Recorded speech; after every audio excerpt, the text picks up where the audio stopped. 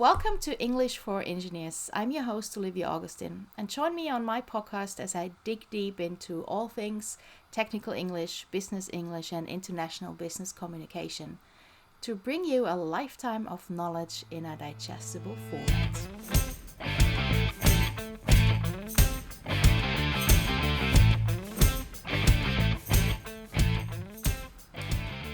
Hello friends, fellow engineers, and the occasional word nerds who are listening in. I want to introduce you to my podcast guest today, Catherine Stagg-Macey, a really dear colleague of mine.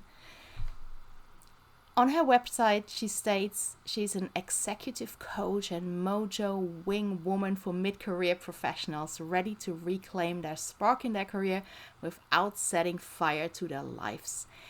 And if you subscribe to her newsletter, which I highly recommend, you will love her choice of words and her funny emails.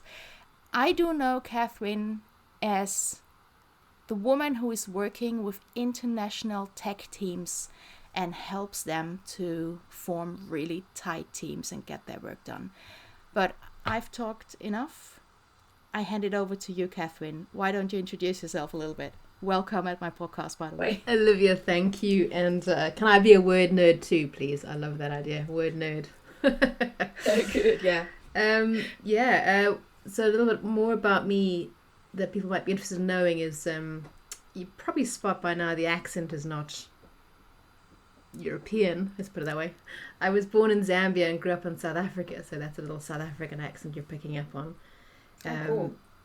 I did a computer science degree in South Africa because my father thought that was a better degree than psychology. Because I knew weirdos. Was he right? That's a good question. The tech industry has been very kind to me, I have to say. But no surprise, I'm now a coach as well in the tech industry. So, and then I moved to the UK about 20 years ago now, and to start again a sort of second career in consulting in the tech industry, and then in the last 10 years pivoted to be a executive coach and then ultimately a team coach. But my interest has always been in the tech field. So as my father was right, there's a passion for understanding how things work and the analysis and doing cool stuff with tech that always interests me.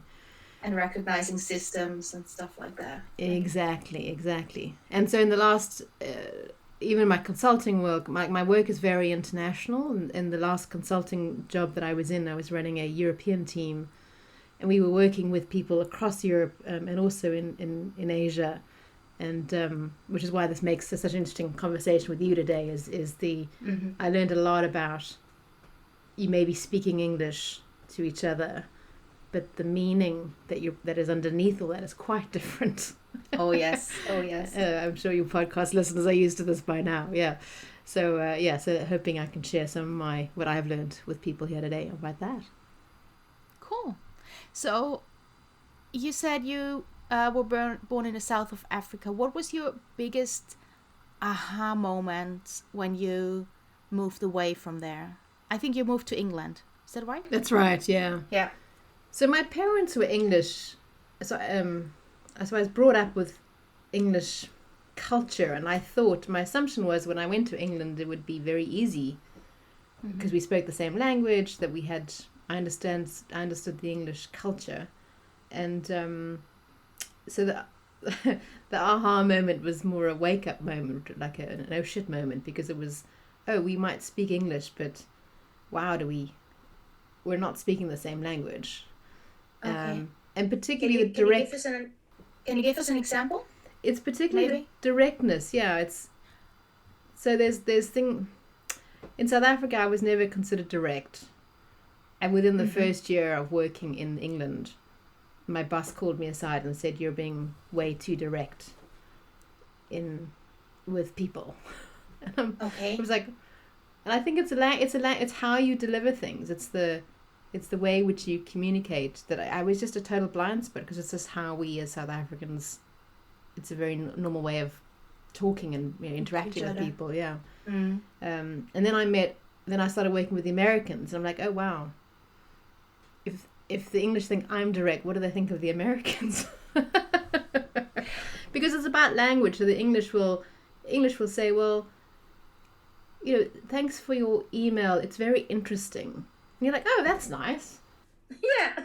Thank you. No. I'm glad you enjoyed that. And actually they're like, no. That's interesting is a very loaded word for, it could be anything. It could be problematic. It could have annoyed them. It could have, like, who knows?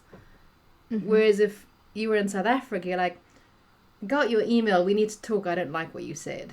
You're like, okay, wow. Okay, well, let's get on with that. Yeah. So there's a couching of language in England that I had to learn pretty fast before I pissed off too many people. And when you said when the English people already thought you're direct, what would the Americans think? So in your experience, are the Americans even politer? No. Than the English? Not politer, but more direct. Okay. I experienced them more direct than the English. Yeah. And at the same time, they can be nicer about it. They can sort of smile and call you friend and then give you some hard feedback at the same time. Mm-hmm. Whereas, like stab you in the back with a smile. Yeah, I remember going to England traveling to the US, and people, in the coffee queue at Starbucks going, hey, how you doing? How's your day? And I'm like, why are you asking? Oh, yeah. What do you, what do you want? Do you know me? Do you know me? Do we know each other? And they're like, no, it's just this genuine, especially the Canadians, I found this genuine, like, oh yeah, positivity, upbeatness. I don't want to in danger of putting whole countries in the same box, but we're mining themes here, right, in terms of English language. Yes. We're open drawers and put whole countries into yes. Yeah. That's funny that you're saying that. Hey, how are you doing? I'm working a lot of Austrians and Germans, and when I log into a video call with my clients, with my engineers, and then they say, "Hi Olivia, how are you doing?" And then I usually ask them, just to make them aware of differences, I say, "Is this a German? How are you?" or "Is this an American? How are you?" And then they can choose. They sometimes say, no, let it be an American. How are you today? And sometimes, no, I really want to know how you are.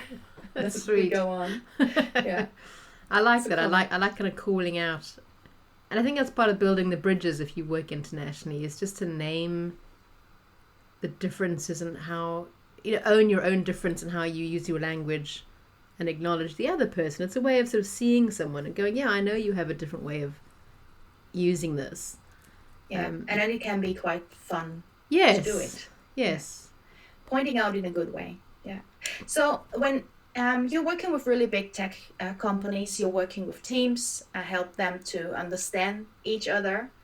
When a team is comprised of people from different countries, what's the most common problem that you encounter or they encounter and you can help them? That the logic and head rules the world. Okay. Elaborate. Please explain that. Well, I think because, and I can really relate to this, like if you are in the tech industry, it's because you have a competency and an interest in the rational. How do I break this down? How do I build how do I break down a problem in order to build it back as a solution? It's what you're paid to do. But when you put people together in a team, it's about relationship. It's not about logic. And so it gets messy. Oh yeah, very. So I find, and it's in fairness to tech teams, it's not always, it isn't just the tech world that has this problem. The whole world says we need to live in our heads and everything needs to be rational. And actually, it's relationships that drive organizations. It's relationships that drive teams. Everyone gets obsessed with high-performing teams. Google's made that. The Aristotle project has made that kind of a common theme, but like what is a high performing theme high performing team. And it's about the relationships. But but the aversion I find in teams is that feels unpredictable. I don't know how you're going to show up tomorrow. I get a sense of you today, but tomorrow you might show up differently. And then how do I manage myself when you are unpredictable in our relationship? And then you take that across 7 or 8 people in a team, it gets very messy. Mm-hmm. So one of the exercises I do is to help people see that interconnection. We all take a piece of string, single piece of string for one person, have the piece of string in the left hand and the right hand, and you sort of pull the string left and right between your hands like that. And that's like your inner dialogue. You know, oh, what's Olivia thinking? Oh, I don't know. Oh, is that an angry face? I don't know. Oh, I'm feeling really bored of this meeting. What's going on? Like, everything that's going on inside your head that no one else sees. That's kind of the tension in that string. Then I get people to join up all the strings together. So there's 8 people in the room. You get this like web of this messy web of chaos. Exactly. And then you're still holding you still hold one string, and now you have a conversation through the string. So like I pull a bit, you don't pull at all, and that tension between the web of strings is a metaphor for the unseen dynamics that go on in teams all the time. Mm-hmm. Because what I'm saying and what I'm thinking and what I'm doing are not always the same thing. And then add you into the mix and our friend, Bob, and our other friend James, and you've got these 3 levels going on the whole time. Yeah, and then add on that different cultural backgrounds, different levels of ability to speak a language, and then that can get very messy. Absolutely. Yeah. So how do you help them to overcome those problems? What kind of techniques do you teach them? I mean, you don't have to tell them all. You still want to sell your own coaching. But are there any simple or fast solutions to at least start the process of understanding each other, trying to understand each other? The very basic premise is to lean into the empathy. How do I learn to have a sense of what it's like in your world? How do you teach that to tech people? How do you teach that to engineers who are so rational, where everything is, you can calculate everything, you can calculate an outcome. We even have a factor 1.5 or factor 2 for any unforeseen windfalls and snow loads and stuff like that. So how do you teach empathy and emotion to people who live in their zeros and ones? With empathy and kindness. Okay. I mean, I need some of that as well, because I'm very much in my head as well. I think most people are willing. So empathy and emotional intelligence is just another skill. It's another muscle.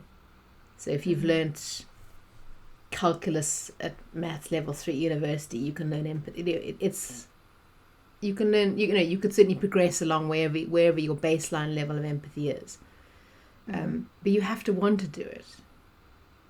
You have to see the benefit of trying out something new that doesn't feel right and might break something, or so you say to yourself. You've got in order to take a risk, you've got to try something. And I think risk is the good word, to take a risk. Yeah, like what's this in service of? So, your listeners might be going, well, why do I want to learn? What's the point? Because it can feel easier, once you have some empathy for other people, you can have a different relationship with them. You can have an easier relationship with them. You can do more with each other when you understand each other better. I think most of us have had an experience where there's someone we're working with and we get on well, and the stuff we're able to do is amazing.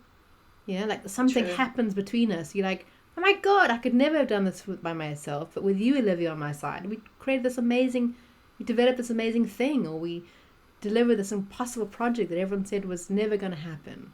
And then suddenly 2 + 2 is 5. Exactly.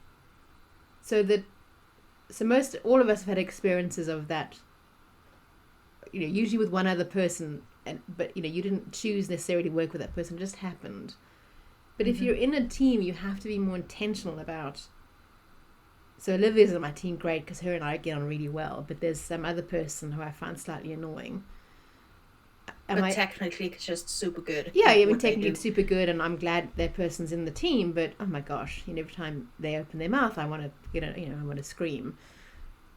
But the prize is, how do I find a way to be in relationship with that person, so we, Olivia, myself, and that person can do something amazing, and the sum of the parts is greater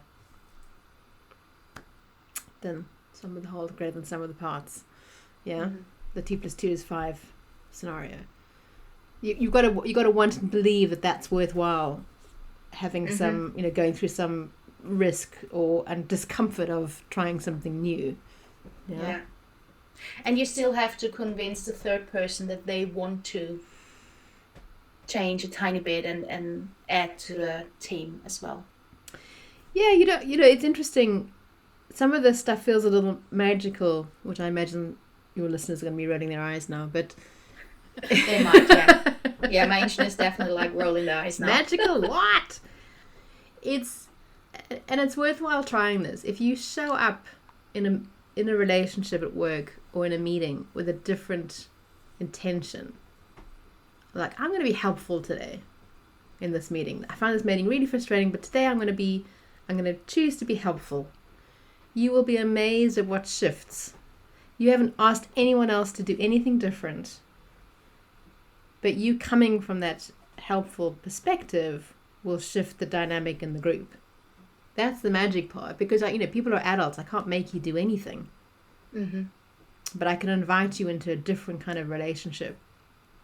Yeah, because I'm coming in with more positivity or more helpfulness or whatever that is. You say something interesting, that your motivation, how you show up at work.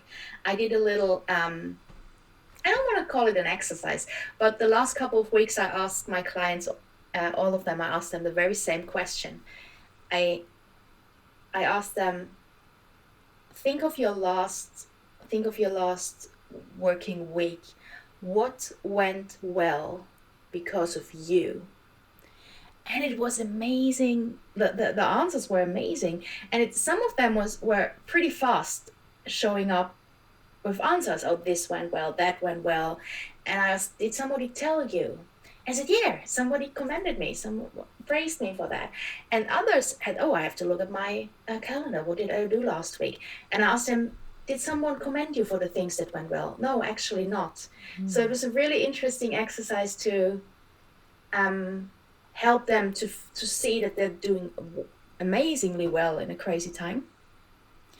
And it showed me how important it is to show appreciation. That's a beautiful exercise, yeah. Yeah. Even if at least at the moment I'm working with a lot of engineers in construction, and if you ask them what's your goal, it's just to finish the project and make a profit, to build that thing and still make a profit. So sometimes a shift in how you look at things is important. Yeah, and the coach in me wants to say, what if you could finish the project, make profit, and have fun? Or finish the project, make profit, have fun, and feel fulfilled. Oh yeah, that's a good one. Like, those are also possible. Yeah. Yeah, and for me, those are big prizes that are worthwhile, fighting for. And I love the question that you were inviting your clients to answer, because there's some interesting research that works with teams. But the research started initially around relationships. So John Gottman and his wife did 20 years of social studies of relationship marriages, whether they worked or they didn't work. And he was really curious about, why did some relationships just manage to survive, over a long period of time, and others didn't. And he found a few things, but the two that are worthwhile and relevant to teams in the office space is the level of positivity in a team. So the more positivity in the bank account in a relationship, Gottman and his wife found the better chance that the relationship had to survive. And he found that there's a ratio, and so positivity is the acknowledgement. You know, Olivia, you were so courageous in that meeting today. Thank you. It's that acknowledging of the human quality, not the output. Mm-hmm. Not Olivia, you did a great project, but Olivia, you showed great courage in the face of a very difficult client conversation today. Thank you. Yeah. So each time I say that, I put a little coin in the positivity bank account in our relationship. And for every negative comment I throw at you, I need to have 5 positive comments to offset it. So there's a ratio of 5 to 1. That's high. That is high. It is high. So you go back to, you know, how do we break this down and get analytical about it? So it's important for teams or any relationship that you're in that you have the skill and the tools to build positivity. And what you're doing with your clients is pointing them to where they're getting acknowledgement or recognition from. And that's a leadership skill. Mm-hmm. Choosing to find and acknowledge the positive contribution of someone helps the positivity immensely.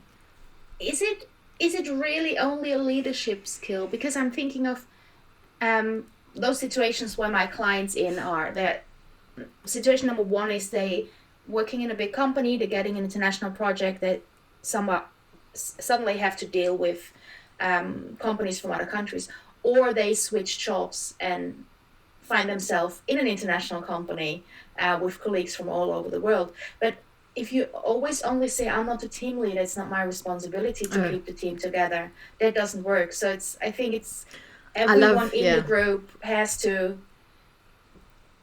even if you're not the team leader, even if you're not the project manager, you have to work on those skills. Because number 1, maybe you want to be a project manager somewhere. So yeah, you're absolutely right. You've caught me out on how I use leadership. I think we're all leaders.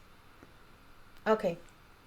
And it's a choice. You know, I can choose to show up with the intention of having a positive impact on the person at the checkout counter. You know, in the few minutes I spend with Olivia recording a podcast, you know, with the dog walker who's going to come pick up. Like, it isn't position. I don't see leadership as it related to positional power. Yeah. So absolutely, I totally agree with you. Thank you. And to the point of when I do team coaching, everyone learns the skill. Whoever you are, whether you're the leader of the team or a member of the team, doesn't matter. This is a skill that you need if you care about relationships and bringing, you know, fulfillment and having a better impact in the world. Yeah. And if you have fun doing your projects, then the projects are turning out better anyhow. That's kind of an automatic thing happening. Exactly. I remember a couple of weeks ago, even months, when we had a chat, you told me about a little exercise. Mm-hmm. So before I ask you to explain that exercise to the listeners, I want to tell the listeners, if you're driving in a car, don't do it. Just imagine it. If you're in public transportation, you can do it, but don't mind other people looking at you as if you're crazy. But it's an interesting exercise, and wherever you are, I highly recommend to do it somewhere. Kath, what's the exercise? Because I really loved it. Okay. Yeah, so if you're operating heavy machinery, please press pause and come back to us and listen to us later. So let's do the exercise and then we can debrief about what it's about, right? Mm-hmm. So the exercise is to stand up and to raise your right arm to point it directly up at the ceiling. And then allow your eyes to gaze at the top of your finger and start to rotate your finger slowly in a clockwise direction. I'm doing it now so my voice goes funny, so I can track this. And so just slowly keep your finger rotating clockwise. And as you do this, gently bring your hand, as it keeps moving down in front of you, in that exact same direction, going clockwise, as now it's in front of your face. Bring it down to, kind of your navel, and keep it in the same direction. So as your hand is moving, now look at it. In what direction is it going in, Olivia? Which way is your finger now going? I started clockwise, and when looking at the tip of my finger now, it's moving counterclock. Exactly. And if that wasn't your experience, dear listeners, then do it again. Then maybe you have to look up clockwise and counterclockwise in the dictionary. Well, I think what I find exercise. with people is they unconsciously change it on the way down. That's actually what happens. So. Oh, really? Yeah.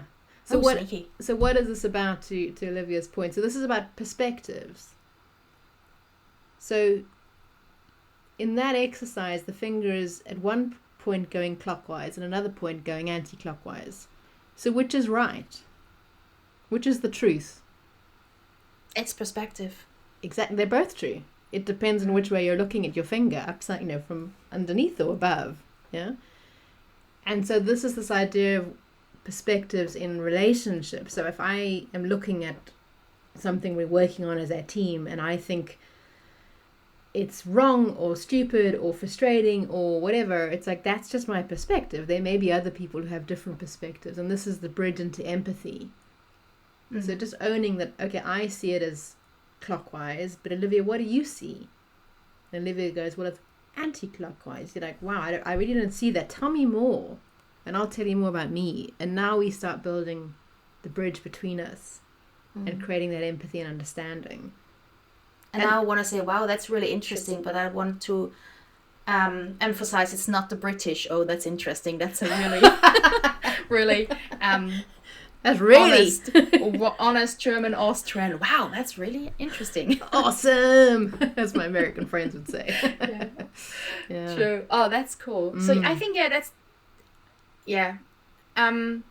focusing on perspective is, I think, the way to go to embrace those cultural differences as well in language, in how we look at problems and how to go on in projects. And I think this is a thing with us technical people, is that we are so used to black and white and binary. Yeah. That it's quite a big mindset shift. We got to be kind to ourselves. Like, sometimes we still can't make it. Sometimes I still want to be right. Sometimes I think I know I'm right. And then I went, like, really? And here's sort of a final bit of wisdom for your clients. Like, do you want to be right, or do you want to be in a relationship? Yeah. I once heard one, and it goes, so now I forgot it. Yeah, ADHD. No, it goes, it's not about who is right, but what is right. That's one I like to use as well. Because sometimes, even if you're right, it doesn't help to find a solution. Yeah, that's another variation of, do you want to be right, or do you want to be in relationship? Yours goes even further. Yeah, and if you're in a team and you're trying to build something bigger than you, the relationship's got to matter. Yeah. Catherine, thank you so much. We both know from experience we could go on for hours. So we sure could. It's been a delight. Yeah, it was. It was really a pleasure having you and interviewing you. And I want to say someone I'm going to invite you back in, because there's more to talk about. Thank you so much for taking the time. I do know that you have something that could be really interesting for a couple of my listeners. I just mentioned your website. It's conversations@theedge.co.uk. And there you can find really cool freebies that can help you to get your mojo back in your team, that can help you to just move on if you feel trapped in a static team. And I don't want to repeat the word mojo, but just get back on track and work together in a good way. So check out Catherine's website, conversations@theedge.co.uk. I also put the link in the podcast description. She's a cool chick. You're gonna have fun with her website as well. And that was it for today, my friends. Thanks for listening in. This was English for Engineers. I'm your host, Olivia Augustin. Talk to you soon. Bye bye.